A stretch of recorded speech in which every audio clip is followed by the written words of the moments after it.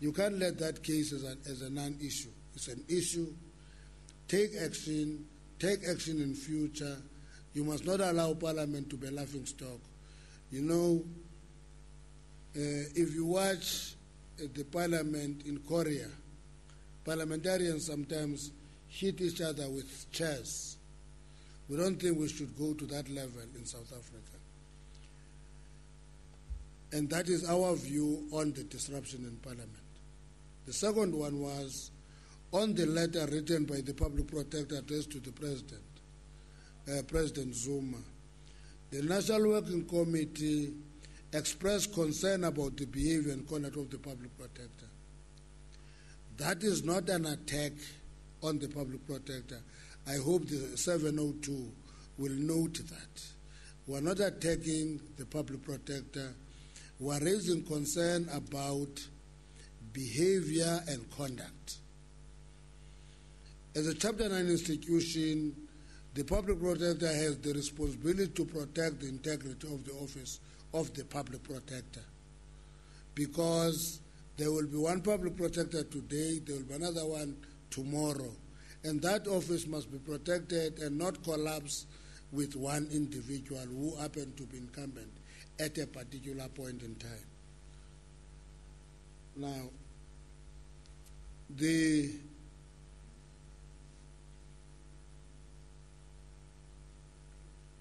and this means she should not undermine another arm of state, that she deferred to further process a report she has compiled. The Public Protector writes a report, does investigation, writes a report, and that report is taken to the next institution for processing. That institution must be given space and time to process the report. Her conduct prejudices the work of Parliament and its committees. She has produced the report that is now before Parliament. She must give space to Parliament to process the report. She herself confirmed this in an interview with 702 last week. That's what she said. We're not manufacturing this. She said, so no, this report is out of my hands now, it's in Parliament. Now, the Sergeant about 10 raises suspicions on why she went back on her comments. Did he say this in 702 and somebody else went back to it that you should not have said that? Then there's a U-turn. That way of operating for a person holding an office that is important, like the Public Protector's office, is going to create problems in terms of being consistent in the communication. The National Working Committee reaffirms the view that Parliament must be allowed to undertake its responsibility of processing all reports, conclude work deferred to them. The biggest worry is about the Public Protector treating the President of the Republic almost as her personal project instead of dealing with the matter institutionally. Now, the National Working Committee holds the view that the Public Protector's office is not above the Constitution and the laws of the country, and therefore cannot be seen to be operating above them. She has to observe processes that govern the work of state institutions. Of major concern among other unfortunate actions is her conduct has been the Public Protector going on road shows, including international trips where she speaks on matters that are still under process and outcome not known. Unavoidable, the country is cast in a bad light. We must thank our comrade in Zimbabwe for refusing to approve a roadshow in their country. To us, that behavior of a Public Protector who goes on roadshows, go international, badmouth the country is unacceptable. Her intention to discredit the ANC and its leadership in government has been consistent. Not long ago, she made an allegation that a certain cabinet minister is a drug dealer. For God's sake, who is that minister? We can't every time we meet members of the cabinet suspect and try to smell who is smelling drugs. We must be told, Minister so-and-so is a drug dealer and the case has been referred to the Hawks, not general statements. And you make that general statement and you say you make them publicly. That is a very strong confrontation and attack on the cabinet, and the intention is to discredit the ANC because that's what is at the heart of the program.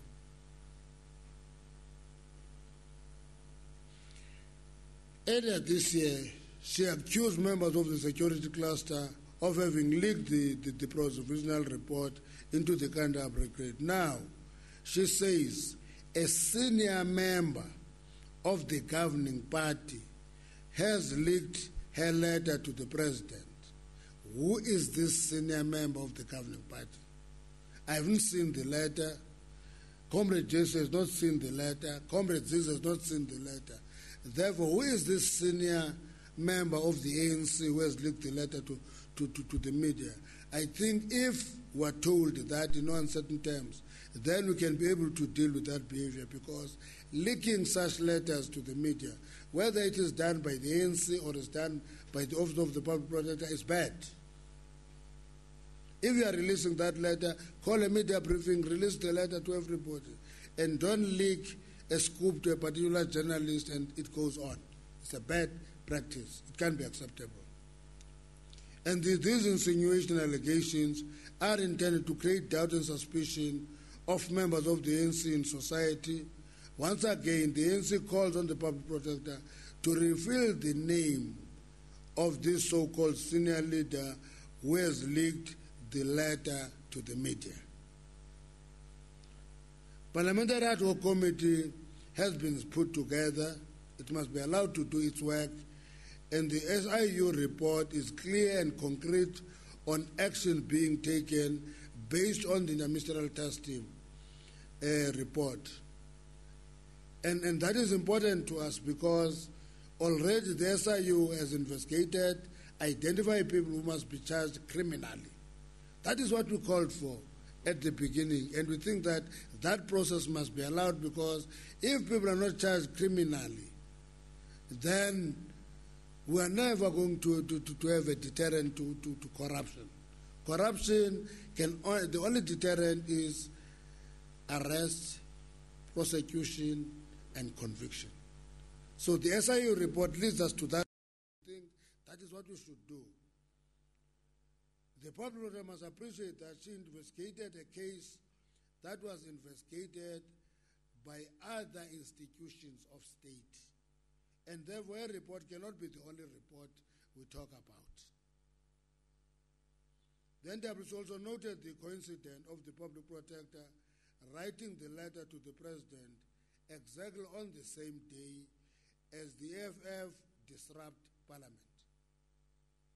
And the question raised by the letter and the question raised by EFF used for disruption is exactly the same question. Even more curious is that some MPs claim to have seen the Public Protector in the parliamentary precinct on the same day. Without accusing anybody, there is a clear indication of a tight coordination of this offensive. And that tight coordination of the offensive is interesting. Our country is more important than narrow party interests. It must be defended from anarchists, and the ANC as a governing party has a bigger responsibility to defend democracy. That's the end of our statement.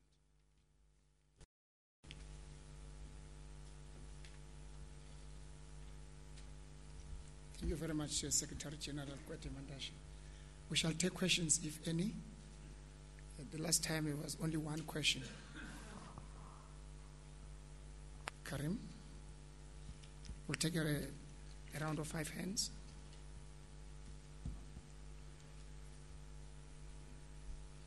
Karin, and followed by Karima. Karin? You first. 2 questions. Mr. Mantashe, Karin du Plessis from City Press newspaper. Just about the end of your press statement, when you said it's a coincidence that the Public Protector wrote a letter to the President at the same day, on the same day as the EFF disrupted Parliament. Are you insinuating that the Public Protector is working with the EFF? Or what exactly are you insinuating there? And if you are insinuating, are you not doing the same thing as the Public Protector, as the things you're accusing the Public Protector of, making vague insinuations and allegations? You said you've got 2 questions. Okay. Karima, Independent Newspapers. I understand the right of the ANC or any political party to criticize the Public Protector's reports and findings. What I wanted to find out from the Secretary General is the weight that you as an organization place on the findings of the Public Protector's report vis-a-vis that of the Ministerial Task Team on Nkandla. The Constitution is very clear. The executive cannot investigate itself. The Public Protector's report must weigh heavier. But when you speak about the 2 reports, you in a way equate them equal importance. They are 2 processes, but is the ANC's view that the 2 processes are equal? And how do you weight the findings of the Public Protector's report in relation to the Ministerial Task Team? That's the one thing. And then the second thing, just on the EFF SG, it's very clear that the EFF is not going to stop from its style of engagement. That is its reason for existing. It exists because it is involved in politics that is full of spectacle. Has the ANC discussed its long-term approach to dealing with this kind of political engagement? Because surely you can't chuck them out every time that there's a performance. Thank you, Karima. My name is Nico Mhlaba from Soweto TV. I just want to find out from Mr. Mantashe, how has the relationship been between the Office of the Public Protector and Parliament, and what can be done to... Sorry? And the Parliament and the National Assembly, and what can be done? What are the chances of these 2 institutions meeting and working together and clarifying these issues that we are seeing on newspapers right now? Good. Stephen Grotes. Stephen Grotes, Eyewitness News. Mr. Mantashe, if I may ask, you say the Public Protector must identify the person who leaked the letter. You say she must identify who the cabinet minister is who she claims is involved in drug stealing. If she had done that, would the reaction from Luthuli House not have been more intense?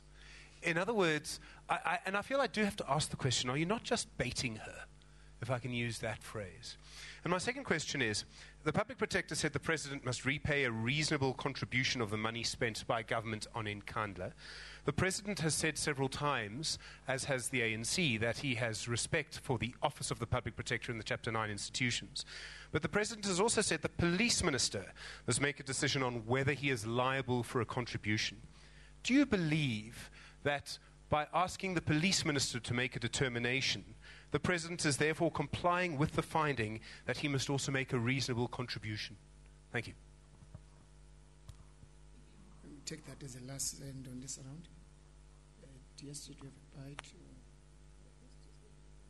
I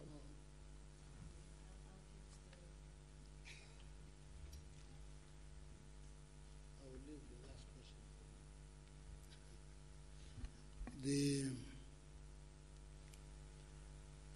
I'm not insinuating anything. I am making an observation. You see,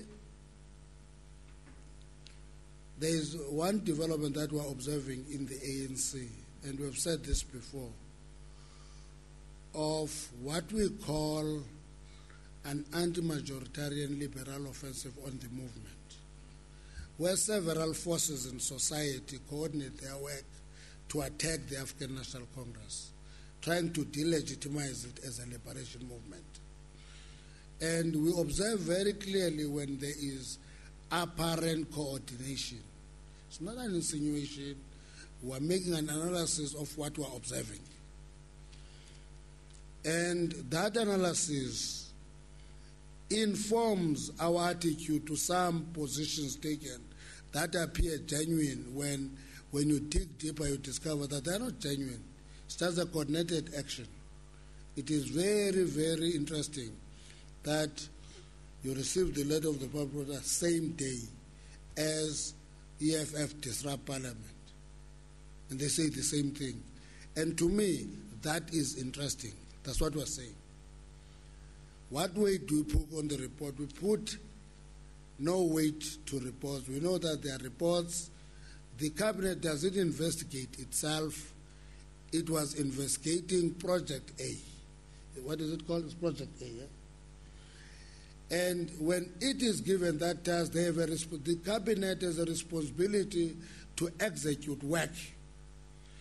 And there is a Supreme Court of Appeal decision on how it is dangerous and wrong for two institutions of state to investigate the same case.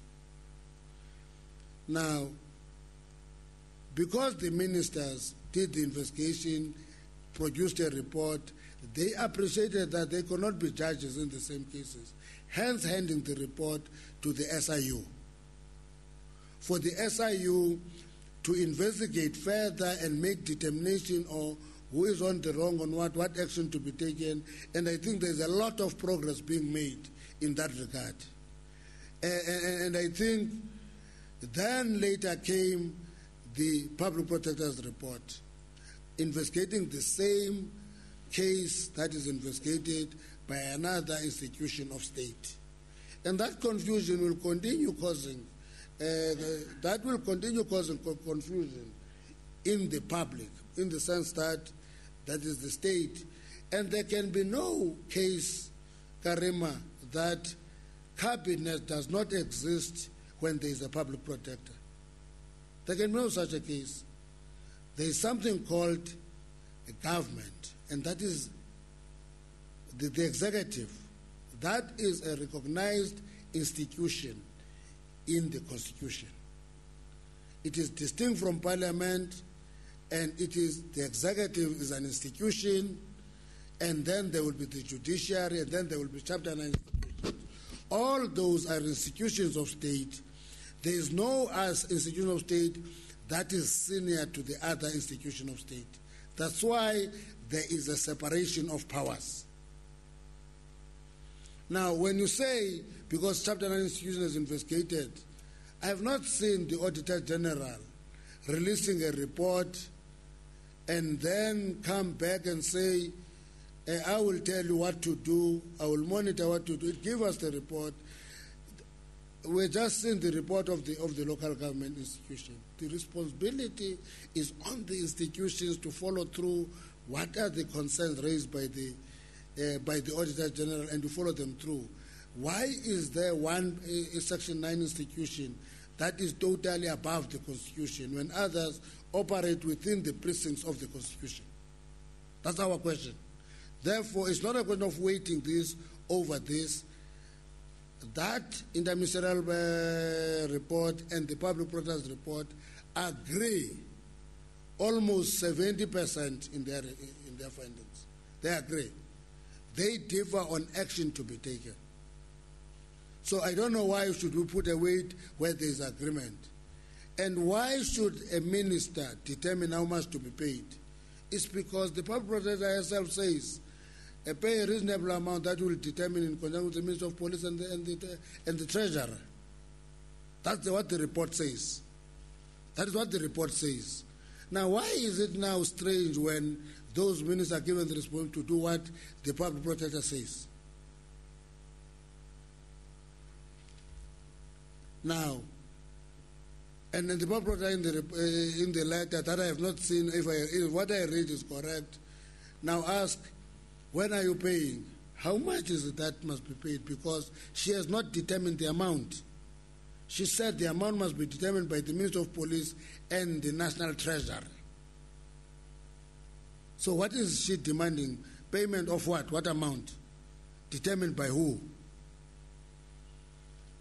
Now, the question of the EFF not going to stop its style. I don't agree if that is engagement. You say of engagement. Disruption is not engagement. Anarchy and destruction is not engagement. actually would like the EFF to engage more aggressively in Parliament, raise the issues, engage, raise questions, engage. That's what we're expecting. But that should not include disruption. If they disrupt proceedings, law must kick in. If they disrupt every time, they must be chucked out every time. Until they appreciate that Parliament is a gathering of 13 parties who come together, elected by the electorate. In terms of their votes, they are there. All of them have the right to engage in Parliament.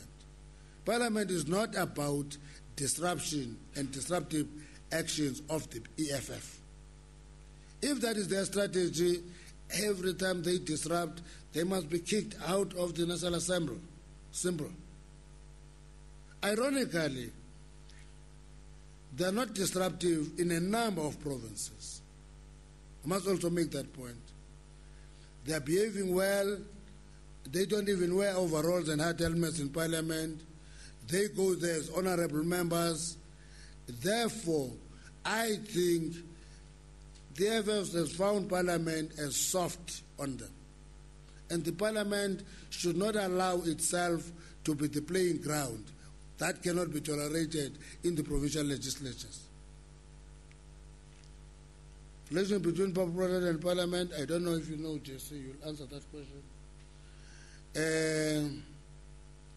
If the Public Protector could have identified the ministers and senior ANC members, wouldn't we be scathing? No. The Public Protector is heading a Section 9 institution. She can't have the leeway and the freedom of just making wild allegations, because that is causing damage. If she goes out and thinks that she must brief people about a minister who is dealing in drugs, she must go all the way.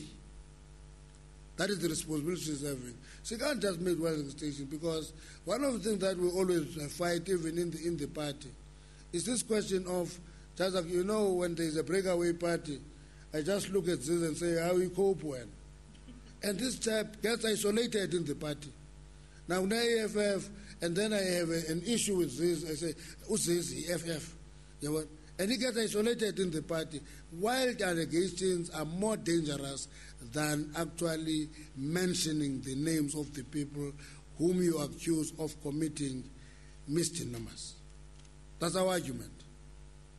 Who is this senior ANC member who will take a letter and give it to the media? Who is this minister who is a drug lord? It would be interesting to know that.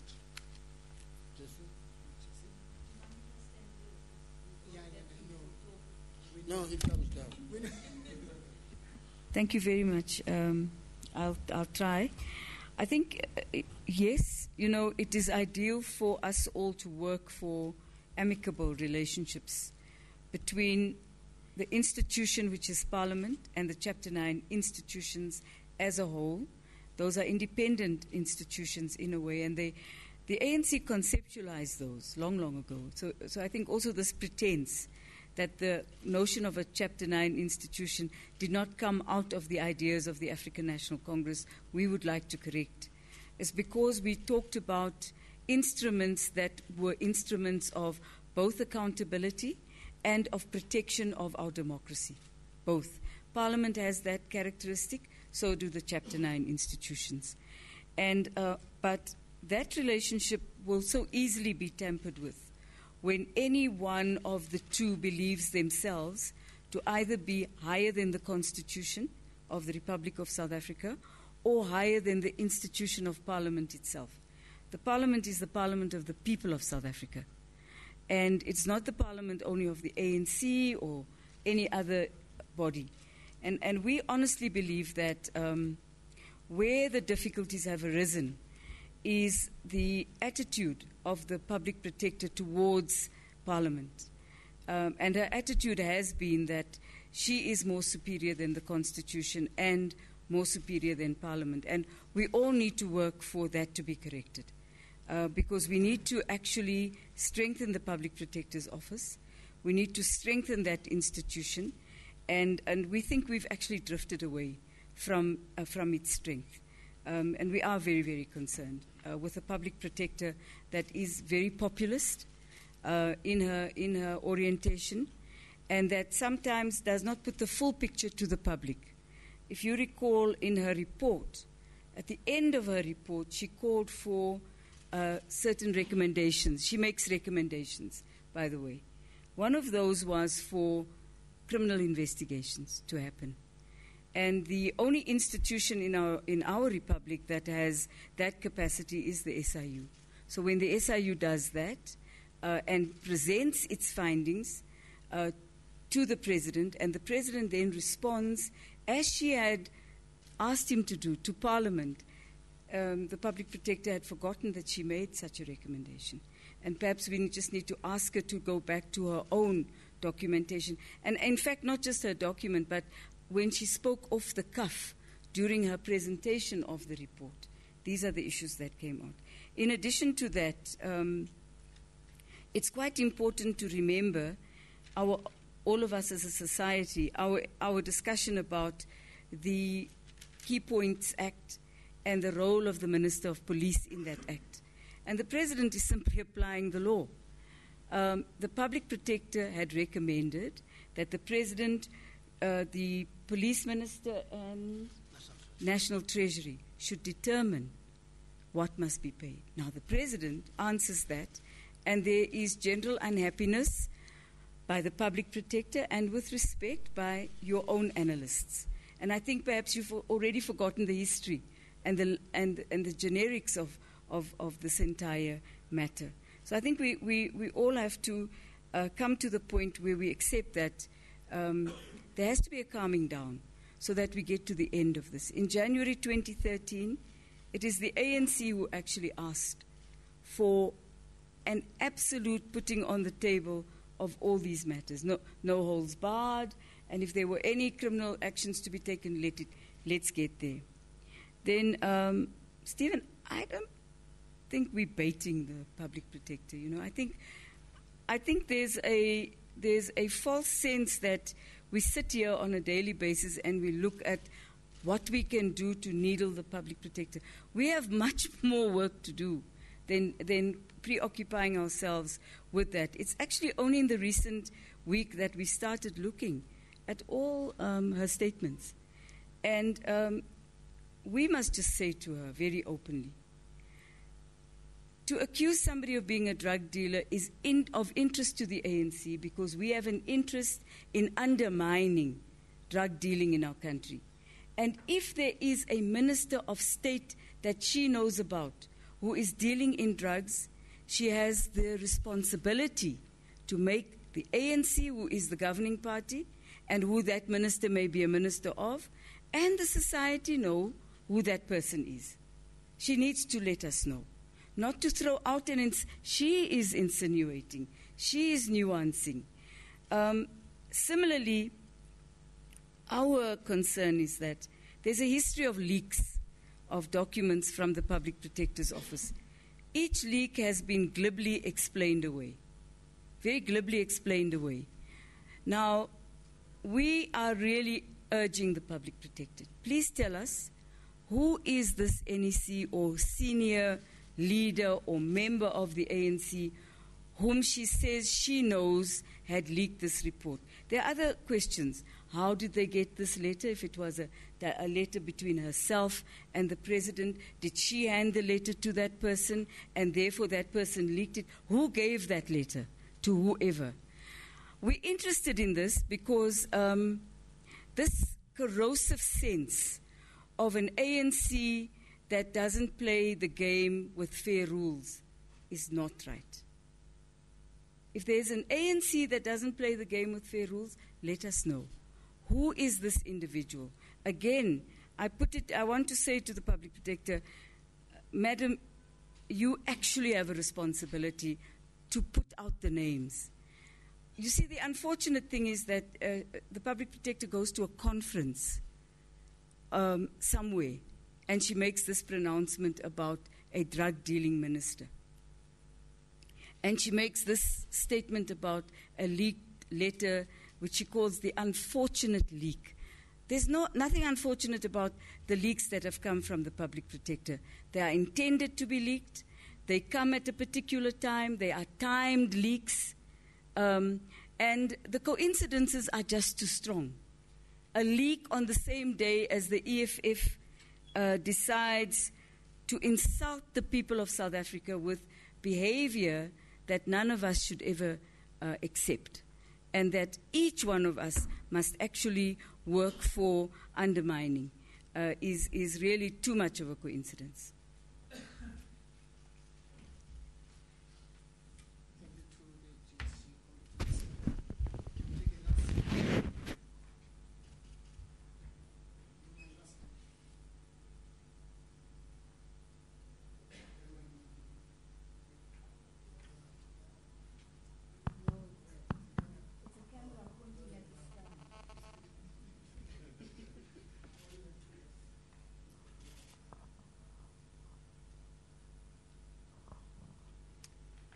Afternoon, Nicholas Bauer from ENCA. SG and Deputy SG, the ANC says that Luthuli House is essentially embarrassing the country.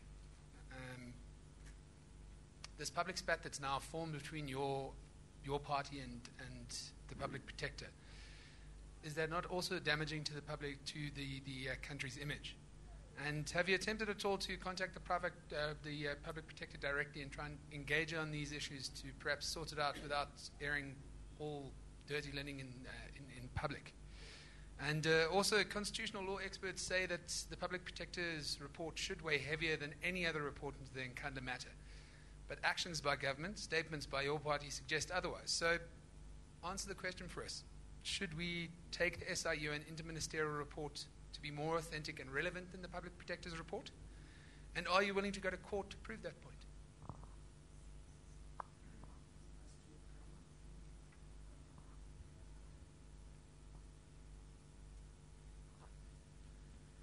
Karine du Plessis from City Press again. Just want to know, there are ways of getting rid of the Public Protector, means through Parliament. Will the ANC start such a process in Parliament? Is that your ultimate aim? There are ways to get rid of the Public Protector if she's not doing her job properly. Will the ANC start such procedures in Parliament?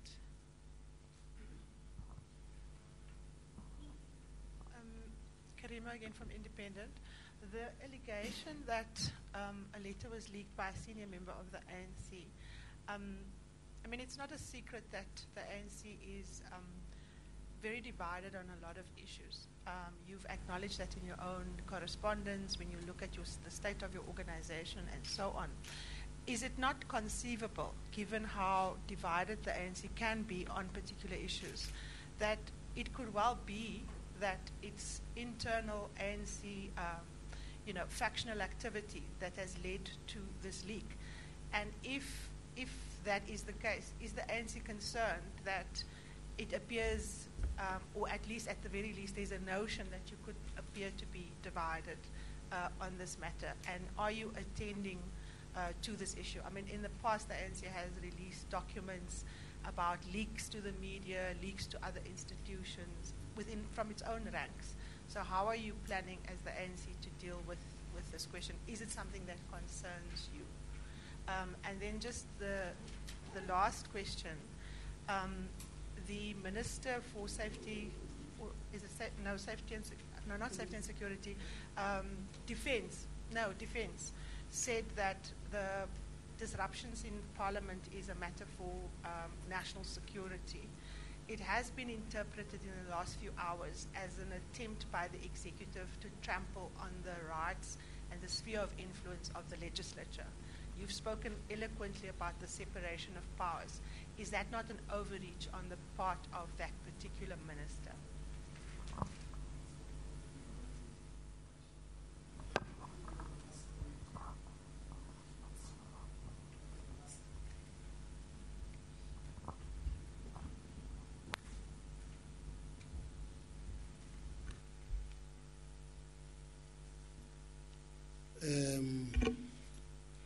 A person who creates and takes part in any disturbance in the precincts while Parliament or a House or committee is meeting may be arrested, removed from the precinct on the order of the Speaker or Chairperson or person designated by the Speaker or Chairperson, by a staff member or a member of the security services.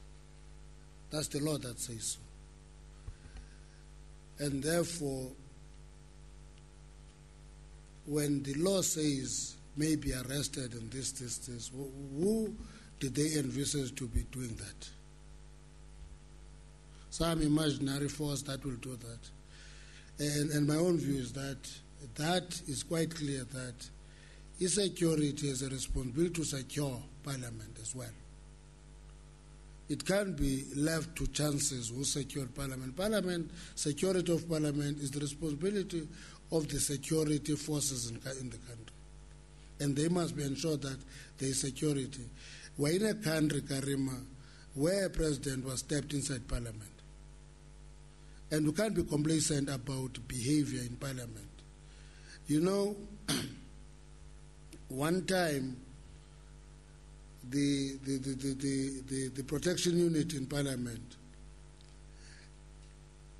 removed a crowd from the precinct, and actually discovered that when they went to the gallery, in that incident they also find firearms there. Now, that responsibility is the responsibility of the institutions of security in the country. It can't be left to chances. So I thought I must start with that one before I answer all the other questions. If this behavior is damaging, is this not damaging? That is exactly why we are calling on the Public Protector to behave in a particular way. Because when the Public Protector doesn't venture into a publicity stand, we never pay attention to it. We leave her alone.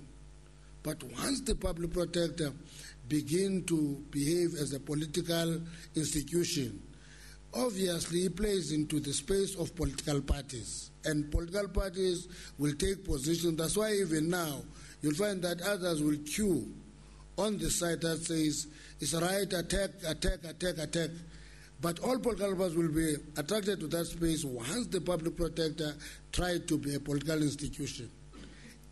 The Public Protector must get out of the political space, leave us as political parties to fight it out, sort ourselves out. That's all we're saying. Now, a constitutional expert, I don't know who is constitutional expert you are referring to, who says the Public Protector's report weighed above everything else. I don't know who is this. Mention whoever, it doesn't matter who they are. Because those experts do an analysis in the same way as we do the analysis. And they come to a particular conclusion and a particular determination. Half the time, the so-called experts in South Africa, unfortunately, do not do theoretical analysis. They express opinions. And we make a big difference between scientific analysis and an opinion of a so-called analyst or an expert. And unfortunately, today, if you listen to any of those experts, I can mention them as well. I know if expert so-and-so from a university so-and-so speaks, I can expect and anticipate what he's going to say because he has a view on a matter. It's not expertise that is based on scientific analysis of information before him. So we pay half the attention to the so-called constitutional experts. Half of them have views. Half of them put weight on a particular view because they want tilt a debate to a particular direction. Will the ANC initiate a process of removing the Public Protector? We don't want to remove the Public Protector. We want the Public Protector to do her work correctly and behave correctly. That's all we want. We have no interest in removing her. She must finish her term, 7 years, because in terms of the law, that term is not renewable. Let her finish her term. But she must not abuse that term. That's all we're going to raise our voice against all the time. because there is a sense that she is abusing her office. Comrade Jesse used a term that was very correct. Once a public protector becomes populist, we are in trouble, because she will be trying to get the attention of the media, say many things that are not in any report, that are not investigated anywhere. Then we are in trouble. And that is what we're talking about. That's why we'll not attack the public protector or the office. We'll attack the behavior. That is wrong. Now, Karima says, because the ANC is divided, therefore they can leak. That doesn't justify that the office of the public protector leaks every report she writes and blame that to the division on the ANC. It's unrelated. Every report, it doesn't matter who is involved. A report of the public protector, I know, I will read about it in the newspaper before it is released. That can never be attributed to division in the ANC. We deal with our own divisions. If we leak our own information, we deal with that. But the public protector's office must be watertight. Can't leak information and try to blame the ANC's division for that. The disruption in Parliament as a national issue, Jesse? Huh? Oh, okay. Yes. Yes. But I can just add, say, the rules of Parliament are sovereign to Parliament. And those rules are in an act of Parliament. They're not just sovereign as in loosely applied rules as one would apply to a tennis club, you know. And they're not changeable unless an act of Parliament changes those rules. And the rules are governed by a collection of a multi-party-based collection of people called the Whippery. And once we define ourselves outside of the rules themselves, which are the rules which are own rules, then Parliament is in danger. Because we come from a history where we had a Parliament dominated by a particular viewpoint in the apartheid days. And there was a deliberate attempt working very hard to have a Parliament's committees and the Whippery and the Rules Committee, which is a very strong committee, being a multi-party one. And the rules of Parliament are rules that everybody has to have a consensus on. It's not one of those where you vote. There has to be consensus about those rules. And those rules, the SG read them to you. Now, the issue that we are concerned about is there can't be a view that the Act of Parliament of 2005, I think, the Act of Parliament of 2004 cannot be applied. And if people want to change those rules, then they must change the Act. But right now, that's the law. And when you enter Parliament, you entering Parliament consciously aware of the fact that it is a rules-based institution. And you have to comply. There's no other way to do it. The Speaker is the moderator of Parliament, and when she asks you to sit, you sit. And when there's a point of order, you adhere to that. But the most important thing is never to have a situation where the voice of a people's representative cannot be properly heard. And that's what Parliament is about, is debating and people bringing their voice of their constituency to the Parliament. And the EFF, with due respect to South African headlines, is a 6% party in our system. They're not a majority party. They do not have if they had a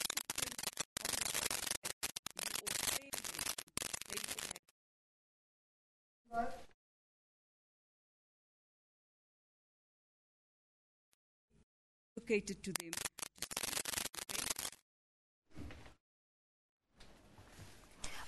Watching to the media at Luthuli House in Johannesburg. That was Jesse Duarte taking questions from the floor. Well, joining us in studio is the SABC contributing editor, that's Vuyo Mvoko, and he'll break things down for us. Good afternoon, Vuyo, and welcome to the PM News Desk. Good afternoon, Cash. Look, it's indeed been a week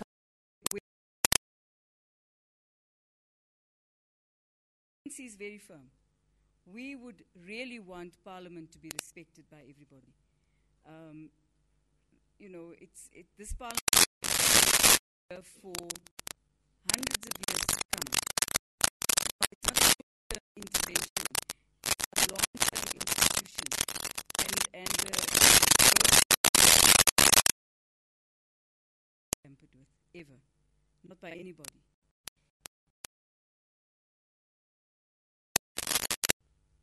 My last comment is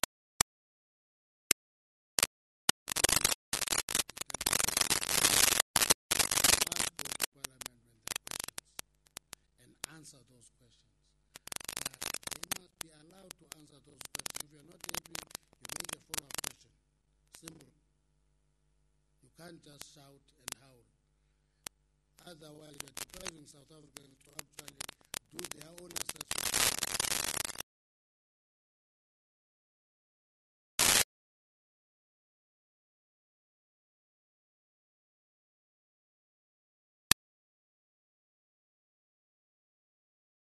The party has a responsibility to lead the protection of Parliament as an institution.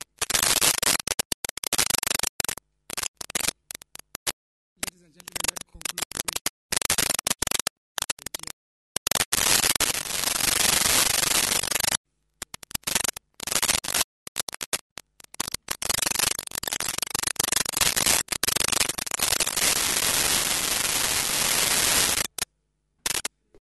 to engage is to actually be able to respond directly to matters being raised by the Public Protector, and actually to be seen to be doing that, so that at no point is one left with an impression that because the ANC does not like what the Public Protector has to say, then they are even prepared to rubbish her. And I do believe that South Africans will be able, are very capable of actually seeing through everything, and if the Public Protector was going about sort of rubbishing the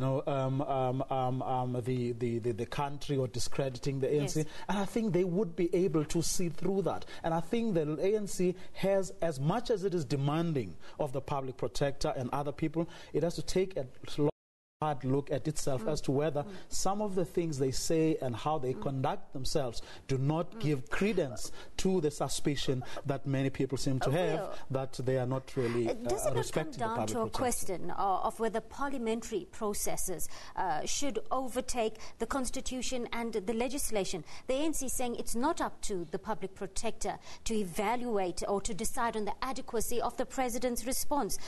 And a parliamentary ad hoc committee is being set up. Remember, I mean, as opposed to other, units and structures, the Public Protector appropriate remedial action that is in the Constitution. So they can do that. For instance, I mean, the comparison that was being made that, for example, the Auditor General does complete reports and then submits those reports, and those reports are debated. The example the Secretary General of the ANC made was that of the recent municipalities. That is true, but that said, the Public Protector can take appropriate remedial action if she feels, or that office feels that that's what they need. The law provides for that. Thank you for your time on the PM News Desk. That was contributing editor Vuyo Mvoko joining us on the PM News Desk. Time to take a short break. We'll be right back.